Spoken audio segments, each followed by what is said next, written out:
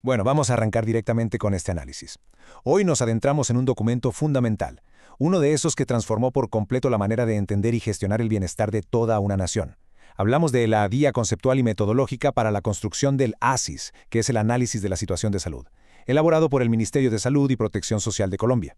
Esta sesión es, básicamente, una invitación para ir muchísimo más allá de los simples datos médicos. Es una exploración fascinante sobre cómo la geografía, la política y la sociedad interactúan para determinar quién enferma, quién sana y, sobre todo, por qué.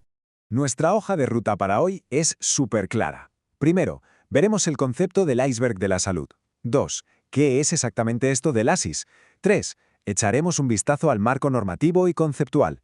4. Pasaremos a la metodología y las fuentes de datos. Y 5. Cerraremos con la priorización y las políticas públicas.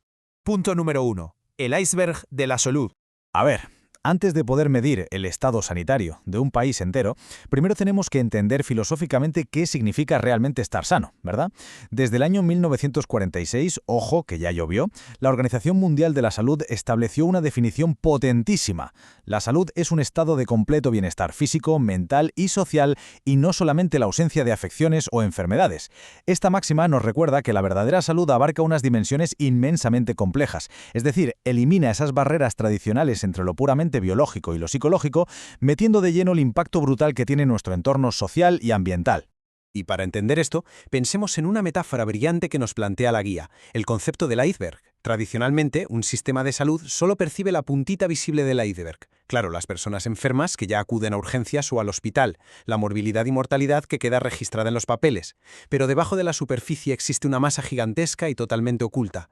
Allá abajo hay personas enfermas que no reciben atención y, lo que es peor, poblaciones aparentemente sanas pero expuestas a unas condiciones de vida, desigualdades y determinantes sociales que inevitablemente las van a hacer enfermar.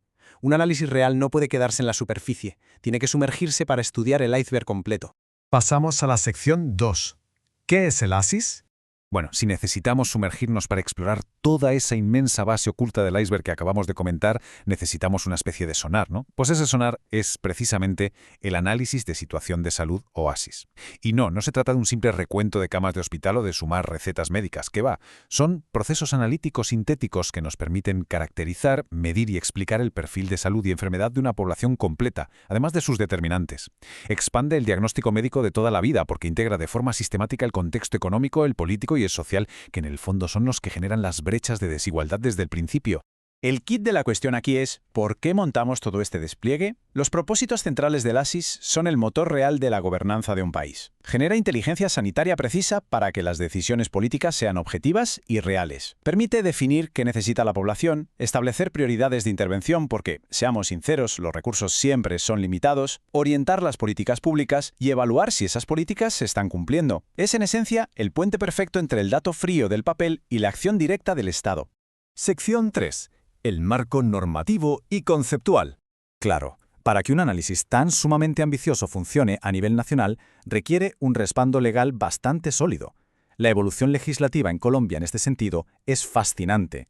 Comenzó a formalizarse en 2006 con el decreto 3518, que ya exigía el ASIS como una función superclave para la vigilancia epidemiológica. Solo un año después, la Ley 1122 instauró la necesidad de tener perfiles claros creando el Plan Nacional de Salud Pública. Y el remate llegó en 2013, con la Resolución 1841, que adoptó el Plan Decenal de Salud Pública. Con esto, el ASIS dejó de ser una simple sugerencia o buena práctica, para convertirse en la columna vertebral obligatoria de toda la planificación sanitaria del país. Y fijaos que este mandato legal era estrictamente necesario porque Colombia es un país de contrastes brutales, tanto geográficos como culturales y económicos. Adoptar un enfoque diferencial y poblacional significa entender que no puedes diseñar una política de salud en un despacho central y aplicarla ciegamente a todo el mundo. Hay que tener en cuenta a las comunidades indígenas, a la población rural, la movilidad forzada y todas esas disparidades del territorio. No tiene nada que ver, pero nada que ver, la salud de una comunidad a orillas de un río remoto con la de alguien en el centro de una gran metrópolis. Los determinantes sociales son mundos distintos. Vamos con el bloque 4. Metodología y fuentes de datos. Entrando ya de lleno en la sala de máquinas de este documento, el proceso metodológico está estructurado en 4 pasos lógicos que actúan como un mapa mental infalible. 1. La rigurosa recopilación de fuentes de datos. 2. La aplicación de los métodos de análisis estadístico. 3. La fase de consolidación y sistematización de resultados. Y 4. El paso más crítico de todos, la priorización en salud. Ahora bien, en la fase de consolidación, el documento tiene que agrupar toda la información en grandes categorías de análisis: el contexto territorial, el demográfico, la mortalidad, la morbilidad y los determinantes sociales. Esto es fundamental y es un detalle precioso del modelo, porque demuestra que para analizar la salud no se mira primero la enfermedad, se comienza analizando el territorio y la demografía, cómo es el suelo, cómo es la pirámide de edad, si hay o no agua potable. Y solo entonces cruzamos esa información con quién se enferma y de qué, integrando esos determinantes sociales como la causa original. Y ojo con esto, que es una pasada. No creáis que manejan unas simples hojitas de cálculo. Estamos hablando de herramientas forenses de una altísima complejidad matemática. Para sacar conclusiones fiables, usan métodos muy avanzados: ajustes de tasas, una cosa llamada regresión joint point para medir tendencias a lo largo del tiempo, el cálculo de los años de vida potencialmente perdidos o medidas específicas de desigualdad. Sin meternos en la estadística dura, lo vital aquí es saber que estos métodos están diseñados para destapar la desigualdad oculta que los promedios globales suelen tapar, apuntando con el dedo los verdaderos culpables de las disparidades en salud. Y llegamos a la sección 5, priorización y políticas públicas. Porque vamos a ver, de muy poco sirve tener la mejor recolección de datos del mundo si al final no se transforma en una herramienta que salve vidas en la calle. Volviendo a la base oculta de nuestro iceberg del principio, todo este rigor persigue un fin último: la equidad. Así de simple, se trata de convertir esos números fríos de los que hablábamos en políticas públicas reales, precisas, que logren llegar a las poblaciones vulnerables, cerrando brechas y mejorando el desarrollo humano en cada rincón del país. Pero claro, el dinero y los recursos públicos no son infinitos.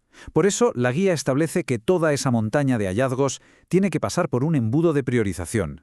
Tienen que reconocer los problemas fundamentales, mapear qué determinantes sociales los provocan y estimar algo llamado el Índice de Necesidades en Salud, o INS.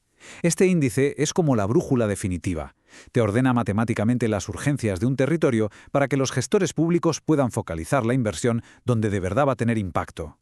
Después de ver las entrañas de esta herramienta de planificación, es inevitable que nos hagamos una pregunta. Con toda la capacidad técnica y matemática que existe hoy para leer estas desigualdades profundas, ¿los sistemas sanitarios de nuestro mundo están utilizando de verdad toda esta inteligencia para arreglar la inmensa base del iceberg social? ¿O simplemente nos estamos dedicando a poner tiritas en la punta visible? Ahí dejamos esa reflexión que sin duda subraya el enorme valor que tiene hacer un análisis de situación de salud como manda la guía. Un placer compartir esta sesión. Nos vemos en el próximo análisis.